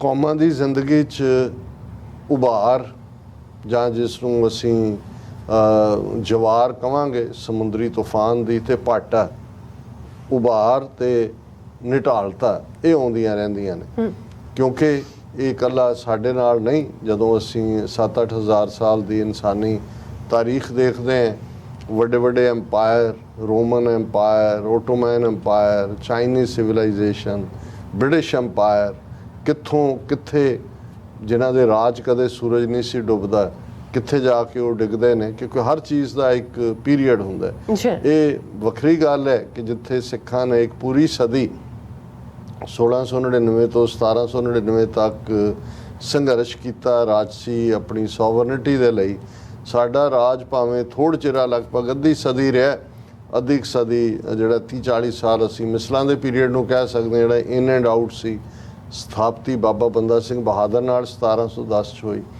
ਲੇਕਿਨ ਉਹ ਸਾਡੇ ਲਈ, ਇਹ ਜਿੱਥੇ ਉਸ ਧਰਤੀ ਦੇ ਲੋਕਾਂ ਲਈ ਸੀ ਕਿ ਭਾਈ ਗੁਰੂ ਨਾਨਕ, ਗੁਰੂ ਗੋਬਿੰਦ ਸਿੰਘ ਸਾਹਿਬ ਦੇ ਨਾਂ ਦੇ ਉੱਤੇ ਜਦੋਂ ਸਿਆਸੀ ਸਿਸਟਮ ਕਾਇਮ ਹੋਏਗਾ ਤੇ ਉਸ 'ਚ ਅਦਲ ਹੋਏਗਾ, ਉਸ ਪ੍ਰੋਸਪੈਰਿਟੀ ਹੋਏਗੀ। ਔਰ ਇਹੀ ਜਿਹੜਾ ਸਟੈਂਪ ਦੇ ਉੱਤੇ, ਰਾਇਲ ਸਟੈਂਪ ਜਿਹੜੀ ਬਾਬਾ ਬੰਦਾ ਸਿੰਘ ਬਹਾਦਰ ਦੇ ਪੀਰੀਅਡ 'ਚ ਪਹਿਲੇ ਸਿੱਖ ਰਾਜ ਦੇ ਵੇਲੇ ਜਿਹੜੀ ਰਾਇਲ ਸਟੈਂਪ ਸੀ, ਉਸ ਦੇ ਉੱਤੇ ਇਹੀ ਲਫ਼ਜ਼ ਉਕਰੇ ਹੋਏ ਸਨ, ਦੇਗੋ ਤੇਗੋ ਫਤਿਹ ਹੋ, ਨੁਸਰਤ ਬੇਦਰੰਗ ਯਾਫਤ ਅਜ਼ ਨਾਨਕ ਗੁਰੂ ਗੋਬਿੰਦ ਸਿੰਘ। ਕਿ ਸਾਨੂੰ ਗੁਰੂ ਨਾਨਕ, ਗੁਰੂ ਗੋਬਿੰਦ ਸਿੰਘ ਸਾਹਿਬ ਨੇ ਦੇਗ, ਇਕਨੋਮਿਕਲ ਪ੍ਰੋਸਪੈਰਿਟੀ, ਤੇਗ, ਜਿਹੜੇ ਹੱਕਾਂ ਦੀ ਰਾਖੀ ਲਈ ਵੀ ਜ਼ਰੂਰੀ ਹੈ, ਤੇ ਜਦੋਂ ਹੱਕ ਮਿਲ ਜਾਂਦੇ ਨੇ ਉਹਨਾਂ ਦੀ ਹਿਫਾਜ਼ਤ ਲਈ ਵੀ ਜ਼ਰੂਰੀ ਹੈ, ਔਰ ਅਤੁੱਟ ਬਖਸ਼ਾਂ ਜਿਹੜੀਆਂ ਗੁਰੂ ਨੇ ਸਾਨੂੰ ਦਿੱਤੀਆਂ ਨੇ, ਫਤਿਹ, ਕਿਉਂਕਿ ਵਾਹਿਗੁਰੂ ਜੀ ਕਾ ਖਾਲਸਾ ਵਾਹਿਗੁਰੂ ਜੀ ਕੀ ਫਤਿਹ ਹੈ ਹੀ ਇਹ ਹੈ ਕਿ ਵੀ ਰੱਬ ਦੀ ਫਤਿਹ, ਔਰ ਇਹੀ ਸਾਨੂੰ ਗੁਰੂ ਨਾਨਕ, ਗੁਰੂ ਗੋਬਿੰਦ ਸਿੰਘ ਸਾਹਿਬ ਨੇ ਬਖਸ਼ਿਆ। ਔਰ ਇਹੀ ਮੋਹਰ ਮਹਾਰਾਜਾ ਰਣਜੀਤ ਸਿੰਘ ਦੇ ਰਾਜ ਦੇ ਵੇਲੇ ਵੀ ਰਹੀ। 1849 'ਚ ਜਿਉਂ ਹੀ ਜਿਹੜਾ ਸਿੱਖ ਰਾਜ ਹੈ ਅੰਗਰੇਜ਼ਾਂ ਦੇ ਪੇਟੇ ਪੈਂਦਾ, ਅਸੀਂ ਦੇਖਦੇ ਹਾਂ ਕਿ ਲਾਹੌਰ ਦੇ ਕਿਲੇ ਤੋਂ ਖਾਲਸਾਈ ਪਰਚਮ ਉਤਾਰ ਲਿਆ ਜਾਂਦਾ ਹੈ, ਯੂਨੀਅਨ ਜੈਕ ਚੜ੍ਹ ਜਾਂਦਾ ਹੈ, ਜਿਹੜਾ ਖਾਲਸਾਈ ਸਿੱਕਾ ਹੈ, ਚਾਂਦੀ ਦੇ ਰੁਪਈਏ ਜਿਹੜੀ ਕਰੰਸੀ ਸੀ, ਉਹ ਅੰਗਰੇਜ਼ਾਂ ਵੱਲੋਂ ਆਰਡਰ ਕੀਤਾ ਜਾਂਦਾ ਵੀ ਲਿਆਓ, ਟਨਾਂ ਦੇ ਟਨ ਜਿਹੜੀ ਹੈ ਉਹ ਢਾਲ ਕੇ ਚਾਂਦੀ ਬਣਾ ਦਿੱਤੀ ਜਾਂਦੀ। ਔਰ ਨਵਾਂ ਸਿੱਕਾ ਚੱਲਦਾ ਹੈ ਜਿਹਦੇ 'ਤੇ ਅੰਗਰੇਜ਼ ਰਾਣੀ ਦੀ, ਕਿੰਗ ਜਾਂ ਰਾਣੀ ਜੋ ਵੀ ਉਸ ਵੇਲੇ ਤੁਰ ਰਿਹਾ ਸੀ, ਉਹਨਾਂ ਦੀ ਪਿਕਚਰ ਹੈ। ਪਰ ਇਸ ਦੇ ਨਾਲ ਇੱਕ ਵੱਡੀ ਨਿਢਾਲਤਾ ਕੌਮ ਦੇ ਵਿੱਚ ਆਉਂਦੀ ਹੈ। ਔਰ ਕਿਉਂਕਿ ਉਸ ਪੀਰੀਅਡ ਤੱਕ 1857 ਤੋਂ ਬਾਅਦ ਅੰਗਰੇਜ਼ਾਂ ਨੇ ਜਿਹੜੀ ਕਨਵਰਜਨ ਦੀ ਲਾਈਨ ਸੀ ਈਸਾਈ ਬਣਾਉਣ ਦੀ ਜਾਂ ਮਿਸ਼ਨਰੀ, ਉਹਨਾਂ ਨੂੰ ਜਿਹੜਾ ਉਸ ਤੋਂ ਥੋੜ੍ਹਾ ਜਿਹਾ ਹੱਥ ਪਿੱਛੇ ਖਿੱਚਿਆ ਸੀ, ਕਿਉਂਕਿ ਜਦੋਂ 1857 ਦੇ ਰਿਬੈਲੀਅਨ ਦੀ ਜਾਂ ਗਦਰ ਦੀ ਗੱਲ ਹੁੰਦੀ ਹੈ ਤਾਂ ਉਸ ਦੇ ਇੱਕ ਕਾਰਨਾਂ ਦੇ ਵਿੱਚ ਇਹ ਕਾਰਨ ਵੀ ਸੀ ਕਿ ਭਾਈ ਧਰਮ ਦੇ ਵਿੱਚ ਦਖਲ ਅੰਦਾਜ਼ੀ, ਜਿਹਦੇ 'ਚ ਕਿ ਉਹ ਈਸਾਈਅਤ ਨੂੰ ਪ੍ਰਮੋਸ਼ਨ ਦੇ ਰਹੇ ਸੀ। ਸੋ ਉਹਨਾਂ ਨੇ ਇਮੀਡੀਏਟਲੀ, ਜਦੋਂ ਅਸੀਂ 1849 ਤੋਂ ਬਾਅਦ ਦਾ ਪੰਜਾਬ ਦੇਖਦੇ ਹਾਂ, ਤੇ ਇਹ ਯਕੀਨੀ ਬਣਾਇਆ ਕਿ ਉਹਨਾਂ ਦੇ ਈਸਾਈ ਮਿਸ਼ਨਰੀ ਆ ਕੇ ਲਾਹੌਰ 'ਚ ਬੈਠੇ। ਫਿਰ ਇਸੇ ਤਰ੍ਹਾਂ ਅੱਜ ਵੀ ਸਿਆਲਕੋਟ ਦੇ ਵਿੱਚ ਬਹੁਤ ਵੱਡਾ ਮਿਸ਼ਨ ਈਸਾਈਆਂ ਦਾ, ਔਰ ਉਹਨਾਂ ਦਾ ਪੂਰਾ ਇਨਫਰਾਸਟਰਕਚਰ, ਉੱਥੇ ਉਹਨਾਂ ਦੇ ਮਿਸ਼ਨਰੀ ਤਿਆਰ ਹੁੰਦੇ ਸੀ। ਪੰਜਾਬ ਦੇ ਵਿੱਚ ਦੋ, ਕਿਉਂਕਿ ਉਹਨਾਂ ਨੇ ਇਹ ਦੇਖਿਆ ਕਿ ਮਾਝਾ ਸਿੱਖੀ ਦਾ ਧੁਰ ਹੈ, ਔਰ ਇੱਥੋਂ ਦੇ ਅਣਖੀ ਔਰ ਦੂਸਰੇ ਸਿੱਖ ਜਿਹੜੇ ਨੇ ਜੇ ਉਹਨਾਂ ਨੂੰ ਨੱਥ ਪਾ ਲਈ ਜਾਏ, ਉਹਨਾਂ ਨੂੰ ਕਨਵਰਟ ਕਰ ਦਿੱਤਾ, ਕਿਉਂਕਿ ਮਾਲਵੇ ਦੀਆਂ ਰਿਆਸਤਾਂ ਤਾਂ ਪਹਿਲਾਂ ਹੀ ਪਟਿਆਲਾ, ਨਾਭਾ, ਜੀਂਦ, ਫਰੀਦਕੋਟ ਇਹ ਸਾਰੀਆਂ ਅੰਗਰੇਜ਼ਾਂ ਦੀ ਸ਼ੈਲਟਰ 'ਚ ਜਾ ਚੁੱਕੀਆਂ ਸੀ। ਉਹਨਾਂ ਦੀਆਂ ਜਿਹੜੀਆਂ ਨੇ ਉਹ ਪ੍ਰੋਟੈਕਟਡ ਸਟੇਟ ਸੀ। ਸੋ ਉਹਨਾਂ ਨੇ ਬਟਾਲੇ ਔਰ ਅਜਨਾਲੇ ਦੇ ਵਿੱਚ 2 ਵੱਡੇ ਈਸਾਈ ਸੈਂਟਰ ਕਾਇਮ ਕੀਤੇ। ਹੁਣ ਵੀ ਜਿਹੜੀਆਂ ਕਨਵਰਸ਼ਨਸ ਈਸਾਈਆਂ ਦੇ ਨਾਂ ਥੱਲੇ ਹੋ ਰਹੀਆਂ, ਅਜਨਾਲੇ ਦਾ ਤਹਿਸੀਲ ਅਜਨਾਲਾ ਜਿਹੜਾ ਉਹਦੇ 'ਚ ਮੁੱਖ ਤੌਰ ਦੇ ਉੱਤੇ ਫੋਕਸ ਹੈ। ਇਹ ਉਹਨਾਂ ਨੇ ਉਦੋਂ ਹੀ 1850s ਦੇ ਵਿੱਚ ਹੀ ਜਿਹੜਾ ਉਹ ਬਟਾਲੇ ਔਰ ਅਜਨਾਲੇ ਇਹ ਕੰਮ ਵਿੱਢ ਦਿੱਤਾ ਸੀ। ਦਰਬਾਰ ਸਾਹਿਬ ਦੇ ਬਾਹਰ ਜਿਹੜਾ ਉਹ ਆ ਕੇ ਬੈਠ ਗਏ ਸੀ ਔਰ ਉਹਨਾਂ ਦਾ ਅਸਰ ਵੀ ਹੋਣਾ। ਮਹਾਰਾਜਾ ਦਲੀਪ ਸਿੰਘ ਨੂੰ ਈਸਾਈ ਬਣਾ ਲਿਆ ਸੀ, ਲੈ ਗਏ ਉਹਨੂੰ ਇੰਗਲੈਂਡ, ਪੰਜਾਬ ਕਦੇ ਵਾਪਸ ਨਹੀਂ ਆਣ ਦਿੱਤਾ। ਔਰ ਇਸੇ ਪੀਰੀਅਡ 'ਚ ਉਹ ਆਪਣੇ ਕੰਮ ਲੱਗੇ ਹੋਏ ਸੀ। ਸੋ ਬਜਾਏ ਕਿ ਰੈਸਟ ਆਫ ਦਾ ਜਿਹੜੇ ਗੈਰ ਸਿੱਖ ਸੀ ਜਾਂ ਹਿੰਦੂ ਸੀ ਉਹ ਸਿੱਖਾਂ ਦੀ ਮਦਦ ਤੇ ਆਂਦੇ ਕਿ ਭਾਈ ਇਹਨਾਂ ਨੇ ਕਿੰਨੀਆਂ ਕੁਰਬਾਨੀਆਂ ਕਰਕੇ ਰਾਜ ਬਣਾਇਆ, ਉਹਨਾਂ ਨੂੰ ਲੱਗਾ ਵੀ ਇਹ ਵੇੜਾ ਹੈ ਕਿ ਹੁਣ ਸਿੱਖਾਂ ਨੂੰ ਵਾਪਸ ਹਿੰਦੂ ਫੋਲਡ ਦੇ ਵਿੱਚ ਲਿਆਂਦਾ ਜਾਏ। ਔਰ ਉਸ ਪੀਰੀਅਡ ਦੇ ਵਿੱਚ ਹੀ ਬ੍ਰਹਮੋ ਸਮਾਜ ਇੱਕ ਐਕਟਿਵ ਹੋਇਆ, ਜਿਹੜਾ ਬਾਅਦ 'ਚ ਉਹਦੇ 'ਚੋਂ ਇੱਕ ਦੇਵ ਸਮਾਜ ਨਿਕਲਿਆ। ਫਿਰ ਅਸੀਂ ਦੇਖਦੇ ਹਾਂ ਆਰੀਆ ਸਮਾਜ, ਦਿਆਨੰਦ ਜਿਹੜਾ ਨਫ਼ਰਤ ਨਾਲ ਭਰਿਆ ਹੋਇਆ, ਇਸਲਾਮ, ਈਸਾਈਅਤ, ਸਿੱਖੀ ਦੇ ਖਿਲਾਫ ਖੁੱਲ੍ਹ ਕੇ ਨਫ਼ਰਤ ਫੈਲਾ ਰਿਹਾ। ਔਰ ਇਸੇ ਤਰ੍ਹਾਂ ਸਨਾਤਨੀਆਂ ਵੱਲੋਂ ਸ਼ਰਧਾ ਰਾਮ ਫਲੌਰੀ ਨਾਂ ਦਾ, ਜਿਹਦੀ ਆਰਤੀ ਹਰੀ ਓਮ ਜੈ ਜਗਦੀਸ਼ ਹਰੇ ਹਿੰਦੂ ਘਰਾਂ 'ਚ ਅੱਜ ਵੀ ਗਾਈ ਜਾਂਦੀ ਹੈ, ਉਹ ਵੀ ਆਪਣੇ ਕੰਮ ਤੇ ਲੱਗੇ। ਔਰ ਬੜੀ ਤੇਜ਼ੀ ਦੇ ਨਾਲ ਜਿਹੜਾ ਸਿੱਖਾਂ ਜਦੋਂ ਤੁਹਾਡੇ ਕੋਲੋਂ ਰਾਜ ਭਾਗ ਜਾਂਦਾ ਹੈ, ਤੁਸੀਂ ਕੱਲ ਤੱਕ ਹਾਕਮ ਸੀ, ਅੱਜ ਤੁਸੀਂ ਸਬਸਰਵੀਐਂਟ ਹੋ ਜਾਂਦੇ ਹੋ। ਤੇ ਇਹ ਇੱਕ ਐਸਾ ਦੌਰਾ ਸੀ ਗਿਰਾਵਟ ਦਾ, ਜਿਹਦੇ 'ਚ ਕਿ ਵੱਡੀ ਗਿਣਤੀ ਦੇ ਵਿੱਚ ਸਿੱਖਾਂ ਦੇ ਵਿੱਚ ਪਤਤਪੁਣਾ, ਨਿਰਾਸਤਾ, ਇਸ ਕਿਸਮ ਦਾ ਮਾਹੌਲ ਸੀ। ਔਰ ਅਸੀਂ ਜਿਵੇਂ ਕੱਲ ਵੀ ਜ਼ਿਕਰ ਕੀਤਾ ਸੀ, ਕਿਉਂਕਿ 6 ਸਤੰਬਰ ਦਾ ਹੀ ਦਿਨ ਸੀ, ਜਿਸ ਦਿਨ 6 ਸਤੰਬਰ 1901 ਨੂੰ ਭਾਈ ਦਿੱਤ ਸਿੰਘ, ਜਿਨ੍ਹਾਂ ਨੇ ਭਗਤ ਲਛਮਣ ਸਿੰਘ, ਭਾਈ ਜਵਾਹਰ ਸਿੰਘ ਔਰ ਖ਼ਾਸ ਤੌਰ 'ਤੇ ਪ੍ਰੋਫੈਸਰ ਗੁਰਮੁਖ ਸਿੰਘ ਜਿਹੜੇ ਓਰੀਐਂਟਲ ਕਾਲਜ ਲਾਹੌਰ ਦੇ ਪ੍ਰੋਫੈਸਰ ਸਨ, ਉਹਨਾਂ ਦੇ ਨਾਲ ਮਿਲ ਕੇ ਸਿੰਘ ਸਭਾ ਮੂਵਮੈਂਟ ਦਾ ਪ੍ਰੋਫੈਸਰ ਗੁਰਮੁਖ ਸਿੰਘ ਹੋਰਾਂ ਨੇ ਸ਼ੁਰੂ ਕਰ ਲਈ ਸੀ। ਭਾਈ ਦਿੱਤ ਸਿੰਘ ਹੋਰਾਂ ਦਾ ਸਫ਼ਰ ਜਿਹੜਾ ਹੈ ਉਹ ਵੀ ਇੱਕ ਤੋਂ, ਕਿਉਂਕਿ ਉਹਨਾਂ ਦੇ ਪਿਤਾ ਗੁਲਾਬ ਦਾਸੀ ਹੈ, ਇੱਕ ਸੈਕਟ ਸੀ, ਜਨਮ ਉਹਨਾਂ ਦਾ ਕਲੌੜ ਜ਼ਿਲ੍ਹਾ ਪਟਿਆਲਾ ਦੇ ਵਿੱਚ ਹੁੰਦਾ, ਪਰ ਉਹ 13-14 ਸਾਲ ਦੀ ਉਮਰ ਤੱਕ ਪਹੁੰਚਦੇ ਆ ਉਹ ਸਾਰੇ ਹੀ ਜਿਹੜੇ ਹਿੰਦੂਆਂ ਦੇ ਗ੍ਰੰਥ, ਨੀਤੀ ਸ਼ਾਸਤਰ ਔਰ ਉਪਨਿਸ਼ਦ ਔਰ ਉਹਨਾਂ ਸਾਰਿਆਂ ਤੋਂ ਵੀ ਜਾਣੂ ਹੋ ਜਾਂਦੇ ਨੇ। ਔਰ 14-15 ਸਾਲ ਦੀ ਉਮਰ ਤੱਕ ਪਹੁੰਚਦੇ ਆ ਉਹਨਾਂ ਨੂੰ ਕਸੂਰ ਦੇ ਵਿੱਚ ਗੁਲਾਬ ਦਾਸੀਆ ਇੱਕ ਨਵਾਂ ਹੀ ਪੰਥ ਤੁਰਿਆ ਹੋਇਆ ਸੀ ਔਰ ਇਸ ਦੇ ਵਿੱਚ ਭਾਈ ਜਵਾਹਰ ਸਿੰਘ ਵੀ ਉਹਦਾ ਹੀ ਹਿੱਸਾ ਸੀ। ਸੋ ਉਹਨਾਂ ਨੂੰ ਉਹ ਇੰਨੇ ਇੱਕ ਬ੍ਰਿਲੀਅੰਟ ਸੀ ਕਿ 13-14 ਸਾਲ ਦੀ ਉਮਰ 'ਚ ਉਹਨਾਂ ਨੂੰ ਕਸੂਰ ਦੇ ਵਿੱਚ ਜਿਹੜਾ ਉਹਦਾ ਪ੍ਰਚਾਰਕ ਬਣਾ ਦਿੱਤਾ ਜਾਂਦਾ। ਔਰ ਫਿਰ ਗੁਲਾਬ ਦਾਸੀਏ ਤੋਂ ਉਸ ਪੀਰੀਅਡ 'ਚ ਆਰੀਆ ਸਮਾਜ ਆਉਂਦਾ ਹੈ। ਇਹ ਪ੍ਰਭਾਵਿਤ ਹੁੰਦੇ ਨੇ ਕਿਉਂਕਿ ਦਿਆਨੰਦ ਵੀ ਮੂਰਤੀ ਪੂਜਾ ਦੇ ਖਿਲਾਫ ਸੀ, ਵਿਮਨ ਐਮਪਾਵਰਮੈਂਟ ਦੀ ਗੱਲ ਕਰਦਾ ਸੀ, ਬ੍ਰਾਹਮਣਵਾਦ ਦੇ ਖਿਲਾਫ ਗੱਲ ਕਰ, ਪਰ ਉਹਦੇ ਅੰਦਰ ਸਿੱਖ ਵਿਰੋਧੀ ਨਫ਼ਰਤ ਕਿੰਨੀ ਛੁਪੀ ਹੋਈ ਸੀ। ਬਾਅਦ ਜਦੋਂ ਇਹਨਾਂ ਨੂੰ ਸਮਝ ਆਈ ਤਾਂ ਫਿਰ ਇਹਨਾਂ ਨੇ ਭਾਈ ਜਵਾਹਰ ਸਿੰਘ ਨੇ ਵੀ, ਦਿੱਤ ਸਿੰਘ ਨੇ ਵੀ ਠੁੱਡ ਮਾਰਿਆ ਆਰੀਆ ਸਮਾਜ ਨੂੰ ਔਰ ਉਸੇ ਪੀਰੀਅਡ 'ਚ ਪ੍ਰੋਫੈਸਰ ਗੁਰਮੁਖ ਸਿੰਘ ਦੇ ਸੰਪਰਕ 'ਚ ਆਏ ਔਰ ਸਿੰਘ ਸਭਾ ਲਹਿਰ ਦਾ ਹਿੱਸਾ ਬਣੇ। ਫਿਰ ਜਦੋਂ ਇੱਕ ਵਾਰ ਪੂਰੇ ਸਮਰਪਿਤ ਹੋ ਕੇ ਇਸ ਪਾਸੇ ਗੁਰੂ ਨੇ ਤੋਰਿਆ, ਫਿਰ ਉਹਨਾਂ ਦੀ ਕਲਮ ਵੀ ਚੱਲੀ, ਉਹਨਾਂ ਦੀ ਤਕਰੀਰ ਔਰ ਤਹਿਰੀਰ, ਲਿਖਤ ਔਰ ਲੈਕਚਰ, ਇਸ ਕਿਸਮ ਦਾ ਉਹਨੇ ਫਿਰ ਪੰਜਾਬ ਦੇ ਵਿੱਚ ਇੱਕ ਤਬਦੀਲੀ ਲਿਆਂਦੀ। ਉਹਨਾਂ ਨੇ ਪਹਿਲਾ ਅਖਬਾਰ ਲਾਹੌਰ ਤੋਂ ਜਿਹੜਾ ਖਾਲਸਾ ਜਿਸ ਦਾ ਨਾਂ ਰੱਖਿਆ ਗਿਆ, ਉਸ ਦੇ ਵੀ ਉਹ ਐਡੀਟਰ ਬਣੇ ਔਰ ਉਹਨਾਂ ਦੀ ਕਲਮ ਤੋਂ ਉਹਨਾਂ ਦੀ ਉਮਰ ਲਗਭਗ 51 ਸਾਲ ਹੋਈ ਹੈ ਕਿਉਂਕਿ ਉਹਨਾਂ ਦਾ ਜਨਮ 21 ਅਪ੍ਰੈਲ 1850 ਨੂੰ ਹੋਇਆ।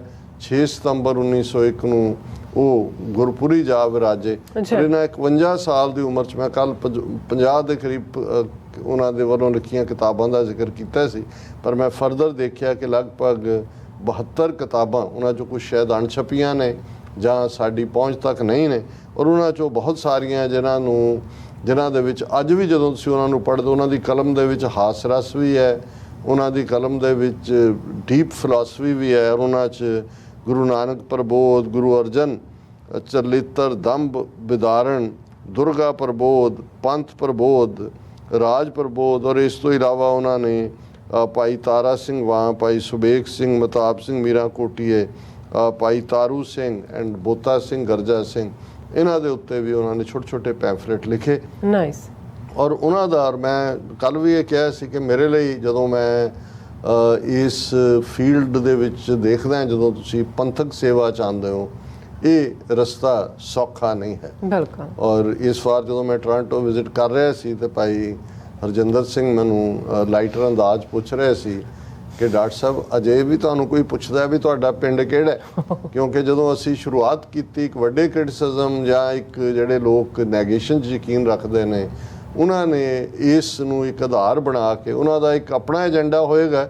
ਲੇਕਿਨ ਮੈਂ ਹਮੇਸ਼ਾ ਜਦੋਂ ਮੈਂ ਭਾਈ ਦਿੱਤ ਸਿੰਘ ਨੂੰ ਆਪਣੇ ਰੋਲ ਮਾਡਲ ਦੇ ਤੌਰ ਤੇ ਦੇਖਦਾ ਤੇ ਫਿਰ ਉਹਦਾ ਇੱਕ ਵੱਡਾ ਕਾਰਨ ਕਿ ਕਿਸ ਕਿਸਮ ਦੀ ਹਿਊਮਿਲੇਸ਼ਨ ਭਾਈ ਦਿੱਤ ਸਿੰਘ ਹੋਰਾਂ ਨੇ ਆਪਣਿਆਂ ਦੇ ਹੱਥਾਂ 'ਚ ਮਹਿਸੂਸ। ਹੁਣ ਭਾਈ ਦਿੱਤ ਸਿੰਘ ਹੋਰਾਂ ਦਾ ਸੰਬੰਧ ਜਿਨ੍ਹਾਂ ਲਈ ਅੱਜ ਲਫ਼ਜ਼ ਦਲਿਤ ਇਸਤੇਮਾਲ ਕੀਤਾ ਜਾਂਦਾ ਹੈ, ਉਹ ਇੱਕ ਗਰੀਬ ਪਰਿਵਾਰ 'ਚੋਂ ਨਿਕਲੇ, ਰੱਬ ਨੇ ਉਹਨਾਂ ਨੂੰ ਬੁਲੰਦੀਆਂ ਤੱਕ ਪਹੁੰਚਾਇਆ ਗੁਰੂ ਦੀ ਰਹਿਮਤ ਦੇ ਨਾਲ, ਗੁਰੂ ਦੇ ਫੇਥ ਸਦਕਾ। ਪਰ ਜ਼ਾਤ ਪਾਤੀ ਨਫ਼ਰਤ ਇਸ ਕਦਰ ਸੀ ਉਹਨਾਂ 'ਚ ਵੀ ਜਿਨ੍ਹਾਂ ਦੇ ਸੱਦੇ ਤੇ ਭਾਈ ਦਿੱਤ ਸਿੰਘ ਲੈਕਚਰ ਕਰਨ ਜਾਂਦੇ ਸਨ ਕਿ ਉਹ ਉੱਪਰ ਉਦੋਂ ਤੱਕ ਕੜਾਹ ਪ੍ਰਸ਼ਾਦ ਦੀ ਦੇਗ, ਕਿਉਂਕਿ ਬਹੁਤ ਸਾਰੇ ਪੁਜਾਰੀਆਂ ਦੇ ਵਿੱਚ ਜਿਹੜੇ ਵਰਗ ਸੀ ਗ੍ਰੰਥੀਆਂ ਦਾ, ਉਹ ਬ੍ਰਾਹਮਣਵਾਦੀ ਸੋਚ ਸੀ। ਔਰ ਬਹੁਤ ਵਾਰ ਉਹ ਉੱਥੇ ਮਹਾਰਾਜ ਦੇ ਹਜ਼ੂਰ ਜਦੋਂ ਤੱਕ ਉਹ ਬੋਲ ਕੇ ਥੱਲੇ ਨਹੀਂ ਸੀ ਉਤਰ ਜਾਂਦੇ, ਉਹ ਕੜਾਹ ਪ੍ਰਸ਼ਾਦ ਦੀ ਦੇਗ ਲਿਆ ਕੇ ਨਹੀਂ ਸੀ ਰੱਖਦੇ, ਉਹਨਾਂ ਦੇ ਲਈ ਜਾਤੀ ਸੂਚਕ ਲਫ਼ਜ਼ ਇਸਤੇਮਾਲ ਕਰਕੇ ਕਿ ਬਈ ਇਹ ਹੈ ਤੇ ਇਹ ਭਿੱਟ ਜਾਏਗਾ। ਸੋ ਇਹਦੇ ਬਾਵਜੂਦ ਔਰ ਇਹ ਤਾਂ ਇੱਕ ਮੈਂ ਵਾਕਿਆ ਕਿਹਾ ਕਿਸ ਕਿਸਮ ਦੀਆਂ ਹਿਊਮਿਲੇਸ਼ਨ, ਮੁਕੱਦਮੇਬਾਜ਼ੀਆਂ ਵੀ, ਕਿਉਂਕਿ ਕੱਲਾ ਇਹੀ ਨਹੀਂ ਹੈ ਕਿ ਇੱਕ ਪਾਸੇ ਜ਼ਾਤ ਪਾਤੀ ਸਿਸਟਮ ਵਾਲੇ ਲੋਕ ਸੀ। ਦਰਬਾਰ ਸਾਹਿਬ ਦੇ ਉੱਤੇ ਅਕਾਲ ਤਖਤ ਤੇ ਉਹੀ ਬਾਬਾ ਖੇਮ ਸਿੰਘ ਬੇਦੀ ਔਰ ਉਹੀ ਬੇਦੀ, ਸੋਢੀ, ਭੱਲੇ, ਬਾਵੇ, ਉਹਨਾਂ ਦਾ ਕਬਜ਼ਾ ਸੀ। ਉਹ ਸਮਝਦੇ ਸੀ ਵੀ ਅਸੀਂ ਕਿਉਂਕਿ ਗੁਰੂ ਕੇ ਖਾਨਦਾਨ 'ਚੋਂ ਹੈ, ਇਸ ਲਈ ਸਾਡਾ ਰੁਤਬਾ ਉੱਚਾ ਹੈ। ਔਰ ਉਹ ਬੜੇ ਬੜੇ ਗਦੇਲੇ ਲਾ ਕੇ ਬਹਿੰਦੇ ਸੀ ਗੁਰੂ ਗ੍ਰੰਥ ਸਾਹਿਬ ਦੀ ਹਜ਼ੂਰੀ 'ਚ। ਔਰ ਇਹ ਸਿੰਘ ਸਭਾ ਮੂਵਮੈਂਟ ਵਾਲੇ ਜਿਹੜੇ ਬਿਲਕੁਲ ਸਿੱਖੀ ਦੀ ਜਿਹੜੀ ਹੈ ਬੇਸਿਕਸ ਦੇ ਨਾਲ ਜੁੜੇ ਹੋਏ ਸੀ, ਇਹ ਕਈ ਵਾਰ ਉਹਨਾਂ ਦੇ ਗਦੇਲੇ ਗਦੂਲੇ ਚੁੱਕ ਕੇ ਬਾਹਰ ਮਾਰਦੇ ਸੀ। ਔਰ ਖਾਲਸਾ ਦਰਬਾਰ ਲਾਹੌਰ ਦਾ ਟਕਰਾਅ ਹੀ ਅੰਮ੍ਰਿਤਸਰ ਨਾਲ ਇਸ ਲਈ ਹੋਇਆ ਕਿ ਉਹ ਬਾਬਾ ਖੇਮ ਸਿੰਘ ਬੇਦੀ ਔਰ ਉਹਨਾਂ ਦੀ ਪਕੜ 'ਚ ਸੀ। ਫਿਰ ਉਹਨਾਂ ਦੇ ਨਾਲ ਜਿਵੇਂ ਇਹ ਠੀਕ ਹੈ ਕਿ ਕੰਵਰ ਬਿਕਰਮ ਸਿੰਘ ਵਰਗੇ ਕਪੂਰਥਲੇ ਦੇ ਮਹਾਰਾਜਾ, ਉਹ ਬੜੇ ਹਮਾਇਤੀ ਸੀ ਭਾਈ ਦਿੱਤ ਸਿੰਘ, ਪ੍ਰੋਫੈਸਰ ਗੁਰਮੁਖ ਸਿੰਘ ਦੇ। ਪਰ ਦੂਸਰੇ ਪਾਸੇ ਅਸੀਂ ਦੇਖਦੇ ਹਾਂ ਕਿ ਫਰੀਦਕੋਟੀਏ ਜਿਹੜੇ ਨੇ ਉਹ ਉਹਨਾਂ ਬੀਦੀਆਂ ਔਰ ਉਹਨਾਂ ਦੇ ਨਾਲ ਲੱਗੇ ਹੋਏ ਸੀ। ਸੋ ਇਹ ਇੱਕ ਸੌਖਾ ਕੰਮ ਨਹੀਂ ਸੀ। ਔਰ ਜਿਹੜਾ ਤੱਕ ਤੁਸੀਂ ਆਪਣੀ ਗੱਲ ਪਹੁੰਚਾਣੀ ਹੈ, ਉਹ ਕਿਸ ਕਦਰ ਗਫਲਤ ਦੇ ਵਿੱਚ ਸੁੱਤੇ ਹੋਏ ਨੇ। ਇੱਕ ਅੱਜ ਜਿਵੇਂ ਅਸੀਂ ਹੁਣ ਜਾਗਰਤੀ ਦੀ ਗੱਲ ਕਰਦੇ ਹਾਂ ਤਾਂ ਬਹੁਤ ਫਰਕ ਹੈ। ਅੱਜ ਦੇ ਮੀਡੀਆ ਨੇ ਦੂਜੇ, ਉਸ ਜ਼ਮਾਨੇ 'ਚ ਕੋਈ ਪਾਰਟ ਨਹੀਂ ਹੈ, ਕੋਈ ਮੀਡੀਆ ਨਹੀਂ ਹੈ ਜਿਹਨਾਂ ਕੋਲ ਹੈ ਉਹ ਜਾਂ ਈਸਾਈ ਨੇ ਜਾਂ ਆਰੀਆ ਸਮਾਜੀ ਨੇ ਜਾਂ ਦੂਜੇ ਨੇ। ਸੋ ਆਪਣਾ ਅਖਬਾਰ ਸ਼ੁਰੂ ਕਰਨਾ ਕਿਹੜਾ ਸੌਖਾ ਕੰਮ ਸੀ। ਔਰ ਉਸ ਵੇਲੇ 'ਚ ਕਿਸ ਕਿਸਮ ਦੇ ਲੋਕਾਂ ਦਾ ਵਰਤਾਰਾ ਹੈ, ਇਸ ਦੇ ਉੱਤੇ ਭਾਈ ਦਿੱਤ ਸਿੰਘ ਹੋਰਾਂ ਦਾ ਇੱਕ ਕਪਲੇਟ ਜਿਹੜਾ ਮੈਂ ਅਕਸਰ ਇਹ ਦੁਹਰਾ ਵੀ ਦਿੰਦਾ, ਹੁਣ ਵੀ ਦੁਹਰਾ ਦਿੰਦਾ, ਕਿ ਜਦੋਂ ਉਹ ਵੇੜੇ ਦੇ ਸਿੱਖਾਂ ਦੀ ਗੱਲ ਕਰਦਾ ਇਹਨਾਂ ਦੇ ਕਹਿੰਦੇ ਨੇ, ਕੁਛ ਅੰਨ ਦੇ, ਕੁਛ ਧਨ ਦੇ, ਕੁਛ ਪਹਾੜਾਂ ਵਾਲੀ ਰੰਨ ਦੇ, ਕੁਛ ਢੋਲ ਢਮੱਕਾ ਸਰਵਰ ਦਾ, ਕੁਝ ਹਿੜਵਸ ਬਾਬੇ ਨਾਨਕ ਦੇ। ਕਿ ਇੱਕ ਵੱਡਾ ਤੌਕਾ ਅੰਨ ਦੇ, ਉਹ ਦੋ ਦੋ ਸਿਰ ਅੰਨ ਖਾ ਕੇ ਸੁੱਤੇ ਨੇ, ਘਰਾੜੇ ਮਾਰ ਰਹੇ ਨੇ, ਉਹਨੂੰ ਫਿਕਰ ਹੀ ਕੋਈ ਨਹੀਂ ਕੌਣ ਆਇਆ ਕੌਣ ਗਿਆ, ਆਏ ਦੇ ਹਿਰਖ ਨਹੀਂ ਗਏ ਦਾ ਸੋਗ ਨਹੀਂ ਹੈ। ਕੁਛ ਅੰਨ ਦੇ, ਕੁਛ ਧਨ ਦੇ, ਕੁਛ ਜਿਹੜੇ ਨੇ ਧਨ ਦੇ ਖੱਟੂ ਨੇ, ਉਹਨੂੰ ਲੱਗਦਾ ਵੀ ਪੈਸਾ ਬਣਾ ਲਓ, ਸਾਰੇ ਸੁੱਖ ਤਾਂ ਪੈਸੇ ਨਾਲ ਹੀ ਨੇ। ਜਿਵੇਂ ਭਰਤਰੀ ਹਰੀ ਨੇ ਕਿਹਾ ਕਿ ਸਰਵ ਗੁਣੇ ਕੰਚਨਮ ਆਸ਼ਰਯੰਤੀ, ਕਿ ਸਾਰੇ ਗੁਣ ਸੋਨੇ ਦੇ ਵਿੱਚ ਲੁਕ ਜਾਂਦੇ ਨੇ, ਧਨ ਲੈ ਲਓ ਜਿਹਦੇ ਕੋਠੀ ਵਿੱਚ ਦਾਣੇ ਉਹਦੇ ਕਮਲੇ ਦੇ, ਉਹਨਾਂ ਨੂੰ ਬਾਕੀ ਹੋਰ ਫਿਕਰ ਹੀ ਨਹੀਂ ਹੈ। ਕੁਛ ਅੰਨ ਦੇ, ਕੁਛ ਧਨ ਦੇ, ਕੁਛ ਪਹਾੜਾਂ ਵਾਲੀ ਰੰਨ ਦੇ। ਦੇਵੀ ਦੇ ਪੁਜਾਰੀ, ਸਾਰੀਆਂ ਦੇਵੀਆਂ ਪਹਾੜਾਂ ਤੇ ਚੜੀਆਂ ਹੋਈਆਂ, ਕੋਈ ਵੈਸ਼ਨੋ, ਕੋਈ ਜਵਾਲਾ ਜੀ, ਕੋਈ ਚਵਿੰਡਾ, ਕੋਈ ਕਿਤੇ। ਉਹਨਾਂ ਨੇ ਕਿਹਾ ਵੀ ਇਹਨਾਂ ਨੂੰ ਹੋਰ ਕੁਛ ਨਹੀਂ। ਉਹ ਕਹਿੰਦਾ ਵੀ ਚਲੋ ਆ ਅੰਨ ਧਨ ਵੀ ਤਾਂ ਹੀ ਪਹਿਲਾਂ ਪਹਾੜਾਂ ਵਾਲੀ ਰੰਨ ਨੂੰ ਬਣਾਈ ਹੈ ਜਾ ਕੇ, ਖਨੀ ਉਹੀ ਜਿਹੜੀ ਆ ਉਹ ਕਿਰਪਾ ਕਰਦੇ। ਕੁਛ ਢੋਲ ਢਮੱਕਾ ਸਰਵਰ ਦਾ, ਉਸ ਖਿੱਤੇ ਦੇ ਵਿੱਚ ਬਹੁਤ ਜ਼ੋਰ ਸੀ। ਨਗਾਈਆ ਪੀਰ, 9 ਗਜ਼ਾ ਪੀਰ, ਸਖੀ ਸਰਵਰ, ਉਸ ਦੇ ਵੱਡੇ ਪੁਜਾਰੀ, ਕੁਝ ਹਿੜਵਸ ਬਾਬੇ ਨਾਨਕ ਦੀ। ਹੁਣ ਇਹਦੇ 'ਚ ਬਾਬੇ ਨਾਨਕ, ਲੇਕਿਨ ਜਿਹੜਾ ਫੇਥ ਸੀ ਉਹਨਾਂ ਦਾ, ਜਿੰਨੀ ਗੁਰੂ ਨੇ ਉਹਨਾਂ ਨੂੰ ਲਿਆਕਤ ਦਿੱਤੀ ਸੀ, ਮੈਂ ਕੱਲ੍ਹ ਵੀ ਜ਼ਿਕਰ ਕੀਤਾ ਸੀ ਕਿ ਇਹਨਾਂ ਫਕੀਰਾਂ ਨੇ, ਫਕੀਰਾਂ ਵਾਂਗ ਸਾਈਕਲ ਦੇ, ਉਹਨਾਂ ਨੇ ਆਪ ਹੀ ਖੁਦ ਟਰੈਕਟ ਲਿਖਣੇ, ਸਾਈਕਲ ਦੇ ਕੈਰੀਅਰ ਦੇ ਮਗਰ ਹੀ ਰੱਖ ਲੈਣੇ, ਕਰਕੇ ਸਾਈਕਲ ਚਲਾ ਚਲਾ ਕੇ ਥਾਂ ਥਾਂ ਹੀ ਪਹੁੰਚਾਣੇ। ਕਈ ਥਾਂ ਉਹਨਾਂ ਲਈ ਅਪਸ਼ਬਦ ਵਰਤੇ ਜਾਣੇ। ਉਹਨਾਂ ਨੂੰ ਜਿਹੜੇ ਗੁਰਦੁਆਰਿਆਂ ਦੇ ਕਾਬਜ਼ ਮਹੰਤ ਜਾਂ ਦੂਜੇ ਸੀ, ਉਹ ਤਿਰਸਕਾਰ ਨਾਲ ਸਭ ਕੁਝ ਚੁੱਕ ਕੇ ਬਾਹਰ ਮਾਰਦੇ ਸੀ। ਲੇਕਿਨ ਉਹ ਖਿੜੇ ਮੱਥੇ ਉਹਨਾਂ ਨੂੰ ਇਹ ਸੀ ਕਿ ਭਾਈ ਅਸੀਂ ਗੁਰੂ ਦੇ ਨਮਿਤ ਪੰਥ ਲਈ ਕਰ ਰਹੇ ਔਰ ਇਹ ਸਾਰੇ ਦੇ ਚੱਲਦੇ ਆ ਭਾਈ ਦਿੱਤ ਸਿੰਘ ਪ੍ਰੋਫੈਸਰ ਗੁਰਮੁਖ ਸਿੰਘ ਉਹਨਾਂ ਦੇ ਉਦਮ ਨਾਲ ਖਾਲਸਾ ਸਕੂਲਾਂ ਦੀ ਇੱਕ ਲਹਿਰ ਸ਼ੁਰੂ ਹੋਈ 1893 ਚ ਜਿਹੜਾ ਖਾਲਸਾ ਕਾਲਜ ਅੰਮ੍ਰਿਤਸਰ ਬਣਦਾ ਹੈ ਉਸ ਦੇ ਲਈ ਭਾਈ ਦਿੱਤ ਸਿੰਘ ਪ੍ਰੋਫੈਸਰ ਗੁਰਮੁਖ ਸਿੰਘ ਹੋਰਾਂ ਦਾ ਬਹੁਤ ਵੱਡਾ ਯੋਗਦਾਨ ਸੀ ਔਰ ਦੋਨਾਂ ਨੇ ਆਲਮੋਸਟ 1 ਸਾਲ ਦੀ ਵਿੱਥ ਦੇ ਉੱਤੇ ਹੀ ਦੋਨੋਂ ਚੜ੍ਹਾਈ ਕਰ ਗਏ ਔਰ ਜਿਹੜੀ ਉਹਨਾਂ ਨੂੰ ਟ੍ਰਿਬਿਊਟ ਭਾਈ ਵੀਰ ਸਿੰਘ ਜਿਹੜੀ ਬਹੁਤ ਵੱਡੀ ਸ਼ਖਸੀਅਤ 19ਵੀਂ ਸਦੀ 'ਚ ਕਿਉਂਕਿ ਜਦੋਂ ਸਿੰਘ ਸਭਾ ਮੂਵਮੈਂਟ ਚੱਲ ਰਹੀ ਸੀ ਉਸੇ ਪੀਰੀਅਡ 'ਚ ਫਿਰ ਭਾਈ ਕਾਹਨ ਸਿੰਘ ਨਾਭਾ ਭਾਈ ਵੀਰ ਸਿੰਘ ਔਰ ਉਹਨਾਂ ਦੇ ਨਾਲ ਸਰ ਕਰਮ ਸਿੰਘ ਹਿਸਟੋਰੀਅਨ ਇਹ ਸਾਰੇ ਵੀ ਉਸ ਦਾ ਹਿੱਸਾ ਬਣਦੇ ਚਲੇ ਗਏ ਔਰ ਮੈਂ ਇਸ ਨੂੰ ਕਨਕਲੂਡ ਕਰਾਂ ਭਾਈ ਵੀਰ ਸਿੰਘ ਹੋਰਾਂ ਦੀ ਭਾਈ ਦਿੱਤ ਸਿੰਘ ਹੋਰਾਂ ਦੇ ਚੜ੍ਹਾਈ ਕਰਨ ਤੋਂ ਬਾਅਦ ਉਹਨਾਂ ਨੇ ਜਿਹੜਾ ਇੱਕ ਕਪਲੇਟ ਲਿਖਿਆ ਹੈ ਜਾਗੋ ਜਾਗੋ ਜੀ ਦਿੱਤ ਸਿੰਘ ਪਿਆਰੇ ਕੌਮ ਬੈਠੀ ਸਿਰਹਾਣੇ ਜਗਾਵੇ ਕਿਉਂ ਕੀਤੀ ਨੀਂਦ ਪਿਆਰੀ ਕਿਉਂ ਜਾਗ ਤੁਹਾਨੂੰ ਨਾ ਆਵੇ ਜਾਗੋ ਜਾਗੋ ਜੀ ਦਿੱਤ ਸਿੰਘ ਪਿਆਰੇ ਕੌਮ ਬੈਠੀ ਸਿਰਹਾਣੇ ਜਗਾਵੇ ਕਿਉਂ ਕੀਤੀ ਨੀਂਦ ਪਿਆਰੀ ਕਿਉਂ ਜਾਗ ਤੁਹਾਨੂੰ ਨਾ ਆਵੇ ਕਦੀ ਕੌਮ ਜਗਾਈ ਸੀ ਤੈਨੇ ਲੰਮੇ ਕੱਢ ਕੱਢ ਵੈਣ ਤੇ ਹਾਵੇ ਹਾਂ ਜਗਾ ਕੇ ਕੌਮ ਭੁਲੱਕੜ ਆਪ ਸੌਂ ਗਏ ਹੋ ਬੇਦਾਵੇ ਕਿ ਵੀ ਕੋਈ ਮਾਣ ਨਹੀਂ ਕੌਮ ਨੂੰ ਜਗਾ ਕੇ ਤੁਸੀਂ ਸੌਂ ਗਏ ਔਰ ਮੈਂ ਸਮਝਦਾ ਹਾਂ ਵੀ ਅੱਜ ਵੀ ਇਹ ਕੋਈ ਸੌਖਾ ਨਹੀਂ ਹੈ ਜਦੋਂ ਤੁਸੀਂ ਇਸ ਰਸਤੇ ਨੂੰ ਚੁਣਦੇ ਹੋ ਔਰ ਅੱਜ ਹੀ ਵੀਰ ਨਾਲ ਗੱਲ ਹੋ ਰਹੀ ਸੀ ਕੈਨੇਡਾ 'ਚ ਮੈਂ ਕਿਹਾ ਜੀ ਇਹ ਜਿਹੜਾ ਵੀ ਜਿੱਥੇ ਤੁਰਿਆ ਜਿਹੜਾ ਵੀ ਕੰਮ ਕਰ ਰਿਹਾ ਪੰਥ ਲਈ ਜੇ ਅਸੀਂ ਉਹਨਾਂ ਦੀ ਮਦਦ ਨਹੀਂ ਕਰ ਸਕਦੇ ਤੇ ਘੱਟੋ ਘੱਟ ਵਿਰੋਧ ਨਾ ਕਰੀਏ ਕਿਉਂਕਿ ਇਹ ਜਿਹੜੀ ਆਪਣਿਆਂ ਦਾ ਵਿਰੋਧ ਹੈ ਬਹੁਤ ਤਕਲੀਫ ਦਿੰਦਾ ਹੈ ਕਿਉਂਕਿ ਇਸ ਦੇ ਨਾਲ ਤੁਸੀਂ ਜਿਹੜੇ ਕੰਮ ਕਰ ਰਹੇ ਨੇ ਉਹਨਾਂ ਦੀ ਰਫ਼ਤਾਰ ਨੂੰ ਵੀ ਘਟਾਉਂਦੇ ਹੋ ਜੇ ਉਹ ਤੁਹਾਡੇ ਵੱਲ ਮੁੜ ਕੇ ਜਵਾਬ ਦਿੰਦੇ ਨੇ ਤੁਸੀਂ ਉਹਨਾਂ ਦਾ ਵਕਤ ਜ਼ਾਇਆ ਕਰਦੇ ਹੋ ਤੇ ਜੇ ਨਹੀਂ ਦਿੰਦੇ ਤੇ ਫਿਰ ਇਸ ਕਿਸਮ ਨੂੰ ਲੈ ਕੇ ਦੁਸ਼ਮਣ ਜਿਹੜਾ ਉਹੀ ਤੁਹਾਡੀਆਂ ਪੋਸਟਾਂ ਉਹੀ ਤੁਹਾਡੀਆਂ ਲਿਖਤਾਂ ਉਹਨਾਂ ਵੱਲੋਂ ਜਿਹੜੀਆਂ ਨੇ ਪ੍ਰਚਾਰੀਆਂ ਜਾਂਦੀਆਂ ਨੇ ਸੋ ਅਸੀਂ ਅੱਜ ਦਾ ਇਹ ਸਮੁੱਚਾ ਪ੍ਰੋਗਰਾਮ ਭਾਈ ਦਿੱਤ ਸਿੰਘ ਜੀ ਦੀ ਯਾਦ ਨੂੰ ਸਮਰਪਿਤ ਕਰਦੇ ਹਾਂ ਜੀ। ਡਾਕਟਰ ਸਾਹਿਬ ਤੁਹਾਡਾ ਬਹੁਤ ਬਹੁਤ ਸ਼ੁਕਰੀਆ। ਸਾਥ ਲੈਣੇ ਬ੍ਰੇਕ ਔਰ ਬ੍ਰੇਕ ਤੇ ਜਾਣ ਤੋਂ ਪਹਿਲਾਂ ਅਸੀਂ ਆਪਣੇ ਦਰਸ਼ਕਾਂ ਤੇ ਸਰੋਤਿਆਂ ਨੂੰ ਅਪੀਲ ਤੇ ਬੇਨਤੀ ਕਰਦੇ ਵਿਊਅਰਸ ਜਿਸ ਤਰ੍ਹਾਂ ਕਿ ਤੁਸੀਂ ਜਾਣਦੇ ਹੋ ਕਿ ਟੀਵੀ 84 ਇੱਕ ਪੰਥਕ ਚੈਨਲ ਹੈ ਔਰ ਟੀਵੀ 84 ਦੀ ਚੜ੍ਹਦੀ ਕਲਾ ਲਈ ਵੱਧ ਤੋਂ ਵੱਧ ਡੋਨੇਟ ਕਰੋ। ਡੋਨੇਟ ਕਰਨ ਲਈ ਸਾਡੀ ਵੈਬਸਾਈਟ tv84.tv ਤੇ ਜਾ ਕੇ ਪੇਪਲ ਦੀ ਵਰਤੋਂ ਕਰਕੇ ਵਨ ਟਾਈਮ ਡੋਨੇਟ ਕਰ ਸਕਦੇ ਹੋ ਮੰਥਲੀ ਡੋਨੇਟ ਵੀ ਕਰ ਸਕਦੇ ਹੋ। ਤੁਸੀਂ ਟੀਵੀ 84 ਦੇ ਨਾਮ ਤੇ ਚੈੱਕ ਬਣਾ ਕੇ ਸਾਨੂੰ ਮੇਲ ਵੀ ਕਰ ਸਕਦੇ ਹੋ ਸਾਡੇ ਇਸ ਪਤੇ ਤੇ 36-01 37th Avenue ਲੌਂਗਲੈਂਡ ਸਿਟੀ ਨਿਊਯਾਰਕ 11101 USA ਜਾਂ ਫਿਰ ਤੁਸੀਂ ਸਾਨੂੰ ਫੋਨ ਰਾਹੀਂ ਵੀ ਸੰਪਰਕ ਕਰ ਸਕਦੇ ਹੋ ਸਾਡੇ ਫੋਨ ਨੰਬਰ ਤੇ 5166191984 ਤੁਸੀਂ ਸਾਨੂੰ ਈਮੇਲ ਵੀ ਕਰ ਸਕਦੇ ਹੋ info@tv84.tv ਤੇ ਅਸੀਂ ਤੁਹਾਡੇ ਤਹਿ ਦਿਲ ਤੋਂ ਸ਼ੁਕਰਗੁਜ਼ਾਰ ਹੋਵਾਂਗੇ। ਸੋ ਇੱਥੇ ਲੈਣੇ ਬ੍ਰੇਕ ਵਿਊਅਰਸ ਤੁਸੀਂ ਸਾਨੂੰ ਇਸੇ ਤਰ੍ਹਾਂ ਹੀ ਬਣੇ ਰਹਿਣਾ। ਮਿਲਦੇ ਹਾਂ ਆਫਟਰ ਦਿਸ ਸ਼ਾਰਟ ਬ੍ਰੇਕ।